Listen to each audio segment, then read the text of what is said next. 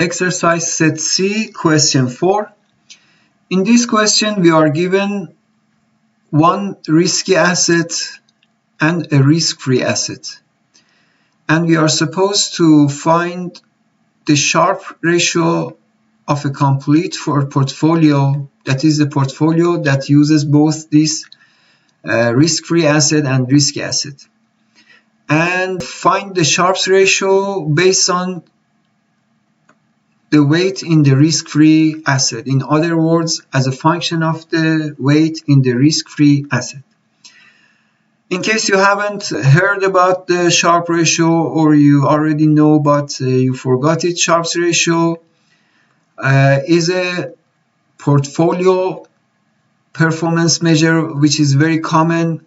Usually it is reported, and although there are some problems associated with it, it's still widely used as a performance measure of a portfolio. The formula is here. Sharpe ratio is equal to the expected value of the return minus the return on a risk-free asset divided by the standard deviation of this return. So this is for any risky asset. Well, as you know, a portfolio also can be a risky asset, can be counted as a risky asset. So this Sharpe ratio can be calculated for any single asset, any portfolio of asset, or any asset that is risky. For obvious reason, it is not defined for risk-free asset because the risk-free asset has a standard deviation of 0. Now to the solution for this problem. One obvious way to start this solution is to start by calculating the components of this Sharpe ratio, that is the expected value of the return and the standard deviation of the return that we are interested in finding the Sharpe ratio for it. So in order to calculate the Sharpe ratio, we need to calculate return and the standard deviation of the portfolio, denote the expected return and variance of the complete portfolio by mu sub c and sigma squared sub c. Well, this is not a new formula. This is just based on the formula of the return of the combination of any assets and based on their weights. So the weight in the risky asset is 1 minus WF.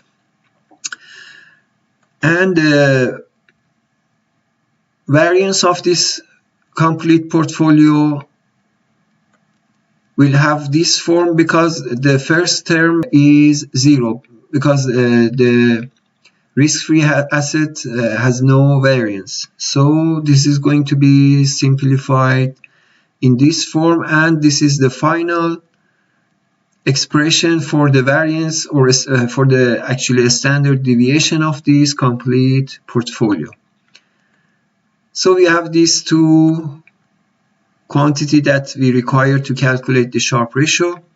Plugging in in the formula for the Sharpe ratio, here we get it from here, and we get a standard deviation from the second part that we have calculated.